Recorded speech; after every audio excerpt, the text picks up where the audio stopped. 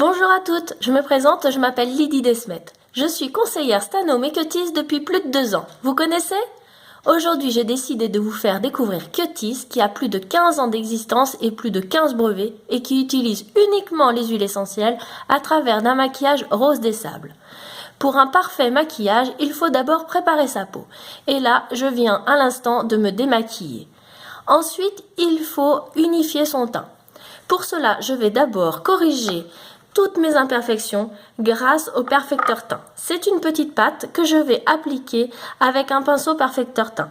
Je l'applique du haut vers le bas sous l'œil afin de cacher toute ma fatigue. J'en applique également à l'intérieur de l'œil afin d'ouvrir mon regard et personnellement j'en applique sur ma paupière afin de la rendre beaucoup plus lumineuse. Je l'étire ensuite avec le doigt, toujours du haut vers le bas et de l'intérieur vers l'extérieur pour la paupière. Et vous pourriez utiliser ce perfecteur teint sur les petites rougeurs.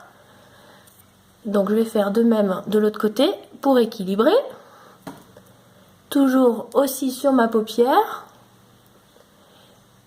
Et j'étire, je lisse avec le bout des doigts. Et voilà, j'ai déjà un regard beaucoup plus lumineux et très éclairci. Ensuite, je vais à la fois m'hydrater, me teinter et me protéger du soleil grâce à ma bébé crème.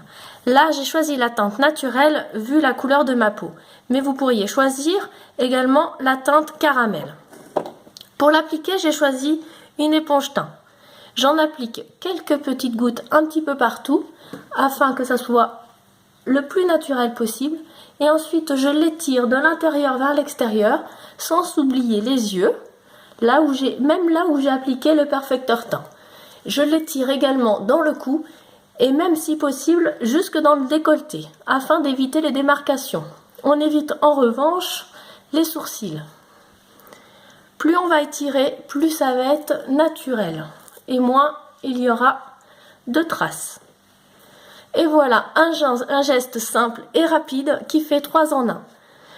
Afin de garder ce teint le plus parfait possible, le plus longtemps possible, je vais utiliser une poudre compacte que je vais appliquer avec un pinceau teint. Là, j'ai choisi la teinte foncée afin de me donner un effet bonne mine.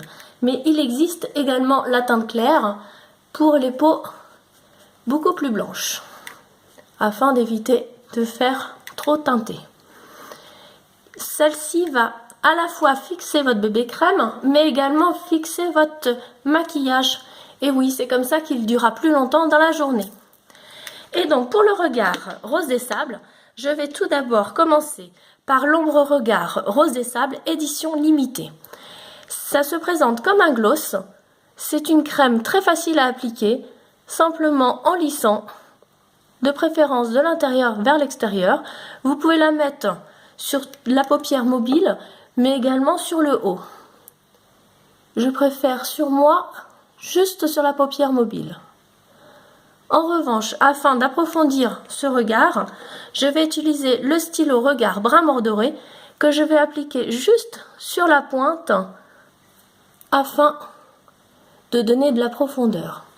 Je peux également travailler la matière avec le même pinceau perfecteur teint que tout à l'heure, comme ça je vais nuancer les teintes et les superposer. J'ai plus qu'à utiliser mon mascara brun afin de finir mon regard rose des sables. Je l'applique en petits zigzags. Et voilà, je suis prête pour mon week-end.